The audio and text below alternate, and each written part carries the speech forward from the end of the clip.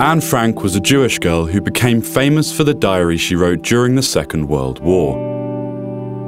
She was born in the German city of Frankfurt in 1929. She had a sister, Margot, who was 3 years older. Things were going badly in Germany. Unemployment was high and many people were poor. At the same time, Adolf Hitler and his Nazi party were gaining supporters by promising to solve the country's problems. The Nazis hated the Jews and blamed them for the problems. When the Nazis came to power in 1933, hostility to the Jews increased. Anne's parents, Otto and Edith, decided to flee to the Netherlands. They settled in Amsterdam, here on Merwedeplein. Anne soon felt at home. She went to school, learned Dutch and made new friends. 6 years later, war broke out across Europe. In 1939, Nazi Germany invaded Poland, and in 1940, the German army occupied the Netherlands. The Nazi occupiers made life increasingly difficult for Jews. Jews have to wear a Jewish star. Jews have to hand in their bicycles. Jews are not allowed in the tram. Jews are not allowed to ride in cars. Jews must attend Jewish schools, and so on and so forth.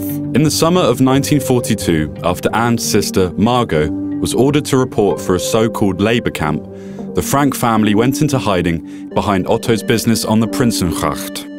They were joined there later by the Van Pels family and Fritz Pfeffer. The 8 people in hiding were helped by loyal staff and friends of Otto's, Miep and Jan Hies, Johann Voskuil and his daughter Bep, Victor Kugler and Johannes Kleiman. Meanwhile, the Nazis had tightened their grip, organising raids and arresting and deporting Jews to so-called labour camps. In reality, these were concentration and death camps. In her diary, Anne wrote about living in the hiding place, the war, and her thoughts and feelings. I feel bad for lying in a warm bed, while my dearest friends are out there somewhere, thrown or fallen to the ground. And that only because they are Jews. An appeal from the Dutch government in London inspired Anne to rework her diary entries into a book.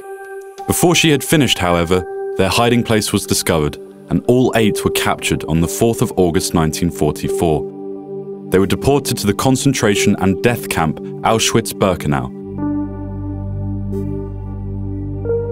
Miep Hies and Bep Voskuil, 2 of the helpers, found the diaries Anne had left behind. Miep kept them in case Anne ever came back.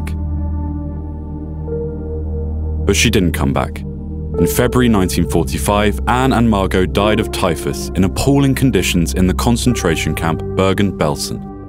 Anne was 15. Of the 8 people, only Anne's father, Otto, survived the war. When he read Anne's diaries after the war, they made a deep impression. He discovered how much writing had meant to her. No one who doesn't write can know how fine it is. And if I don't have the talent to write for newspapers or books, well then, I can always go on writing for myself.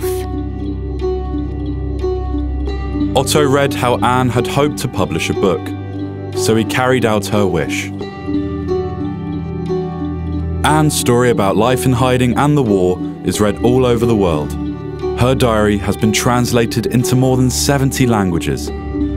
The hiding place is now a museum and welcomes more than 1 million visitors a year.